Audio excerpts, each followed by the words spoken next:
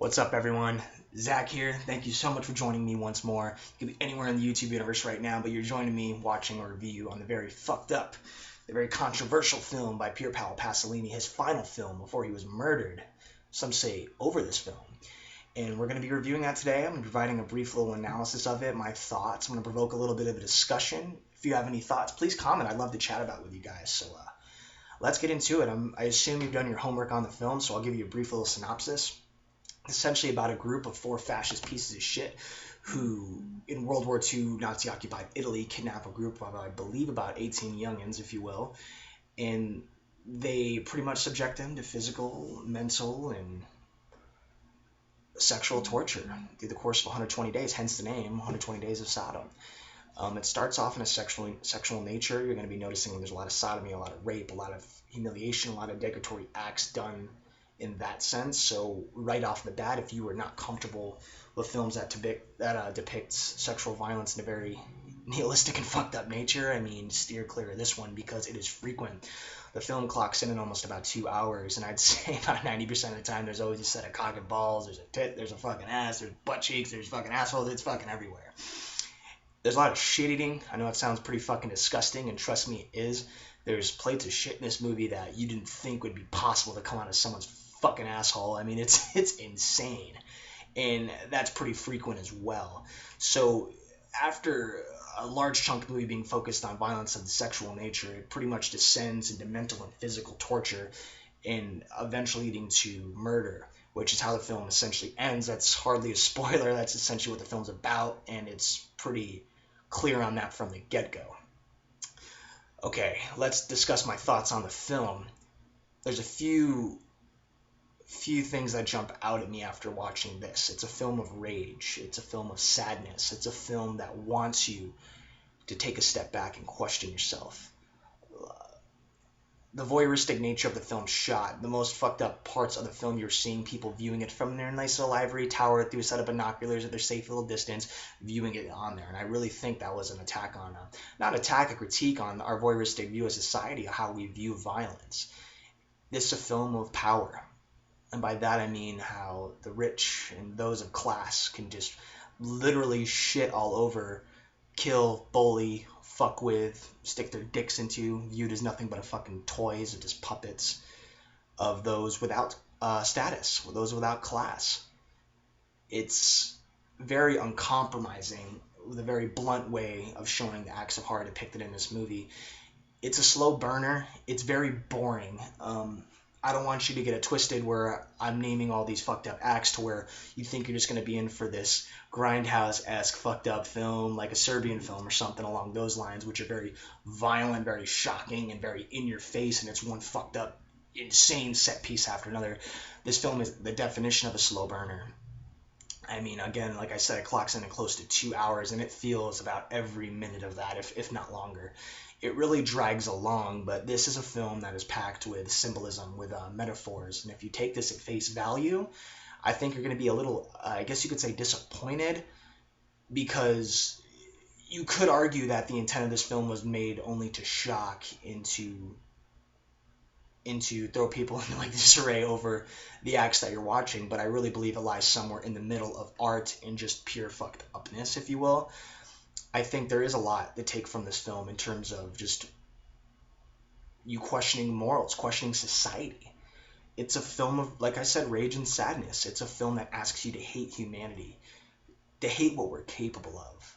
And you look in the fucking mirror and you realize that we're all capable of this. We can all do this to another human being. We almost want to be sad and weep over because we feel there's nothing we can do, nothing's going to change. And whether it's not happening maybe to this degree, it's happening in a lot of other ways in the world we live in nowadays, depending obviously where we live. But we all get fucked, and we all get our face shoved in shit, whether it's literal or in another sense. So I think even after all these years, it has a still very much so relevant message today. When it comes to the overall violence of the film, you're not going to see anything here that you wouldn't see elsewhere, if not a lot worse, if you're in the more extreme side of cinema, if you will. The only real violence in the film really happens toward the very end, within the last, I'd say, 10 to 15 minutes. And it's very it's very unsettling, but at the same time, it's nothing that's going to sear into your brain like some of the other more fucked up movies out there. Again, it's more metaphorical, it's more symbolic than anything. It's an overall very unsettling movie that will stick with you for, I believe, quite some time. You feel the victim's pain, their sadness, their discomfort, to the point of where you almost see their sexual arousal from it. It's something these people get off on. There's a scene where a girl's crying because her mother died trying to save her from these fucking people. She's completely naked as she sits there crying and weeping to us. You feel that connection with her because we're the only people that would empathize with her whatsoever. She's the overall poster child of vulnerability and sadness.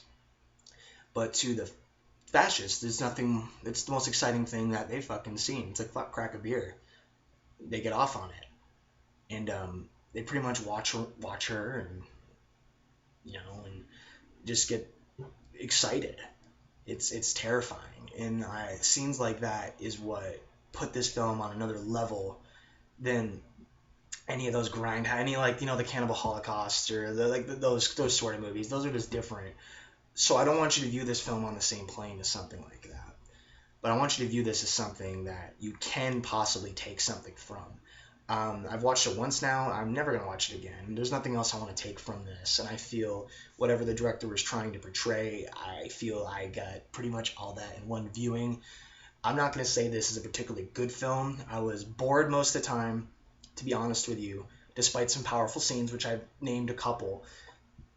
But I do think, I guess it has its place with the people viewing this with the right mindsets. If you want to take this at face value, this movie is nothing more than pornography. It's nothing more than assault on the senses, and if you get this movie in the hands of wrong people, it can be fucking downright dangerous in a lot of fucking ways. I mean, there's no other way to put it.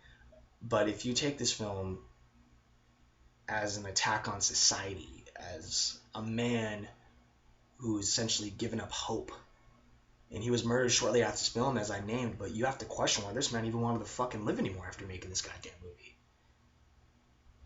I mean, he seems just so fed up, and it was such a nihilistic, just negative, downer view of society and of the world we live in, where he truly felt there was no hope for him, you, me, or just about anybody.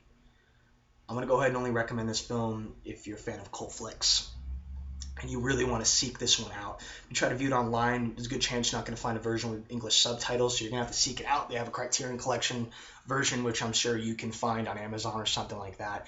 If you want to get like the collector's editions or the more higher end, I mean, I've seen them go for hundreds and hundreds of dollars, to be perfectly honest with you. So it's a rare movie, and I feel this is a movie only directed towards those with a very mature mindset who can handle very visceral, attacking imagery and realize at the end of the day, I at least hope for a purpose.